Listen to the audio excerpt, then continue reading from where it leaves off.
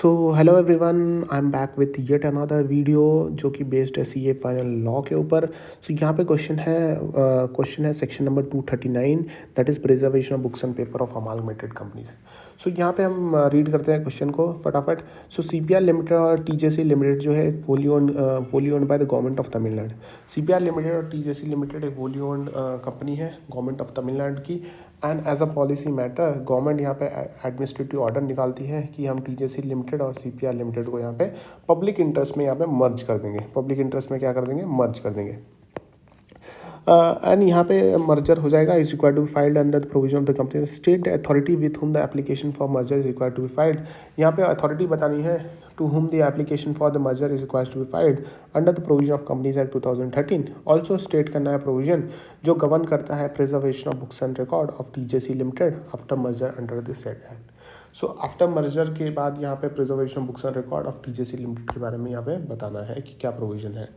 सो अगर हम बात करते हैं section number 237 of the companies act 2013, section 237 वो प्रोवाइड करता है कि अगर सेंट्रल गवर्नमेंट सेटिस्फाई हो जाता है, अगर central government is satisfied that it is essential in a public interest, अगर सेंट्रल गवर्नमेंट सेटिस्फाई हो जा रहा है कि ये पब्लिक इंटरेस्ट में अच्छा है, it is essential in public interest कि दो या दो से ज़्यादा कंपनीज को अमालगमेट होना चाहिए, तो यहाँ पे सेंट्रल गवर्नमेंट ऑर्डर निकालेगा और नोटिफाई करेगा ऑफिशियल गैजेट में, provide for amalgamation of two companies of those company, यहाँ पे दो या दो से ज़्यादा company into a single company with such constitution with such property with such property powers दिया जाएगा, rights दिया जाएगा, interest authority privilege and such liabilities duties and obligation as may be specified in the order।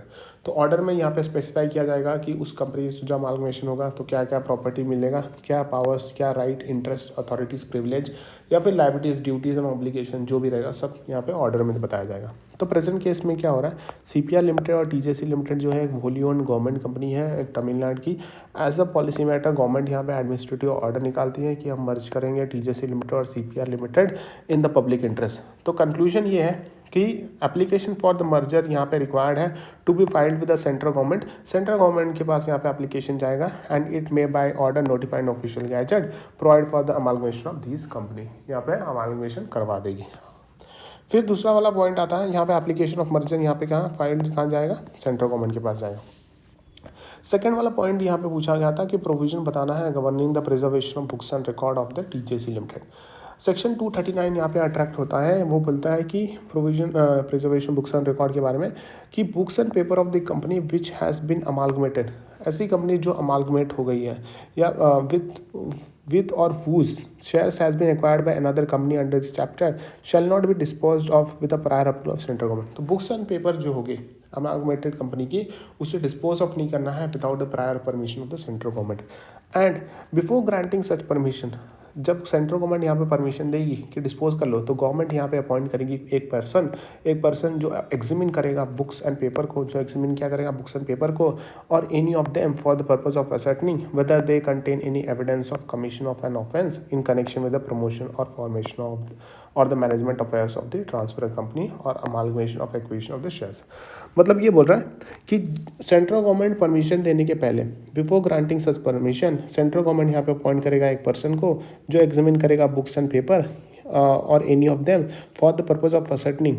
Examine क्यों करेगा? Examine करेगा ताकि वो ascertain कर पाए कि क्या कोई एविडेंस है, evidence of what, evidence of कोई कमीशन ऑफ एन ऑफेंस हुआ है, कि कोई एविडेंस निकाल, यहाँ पे एविडेंस निकाला जाएगा कि क्या कोई ऑफेंस हुआ है in connection with what, in connection with the promotion, in connection with the promotion, formation or management of affairs of the transferor company. Transferor company कौन सी company? Transferor company or its amalgamation or acquisition of its shares.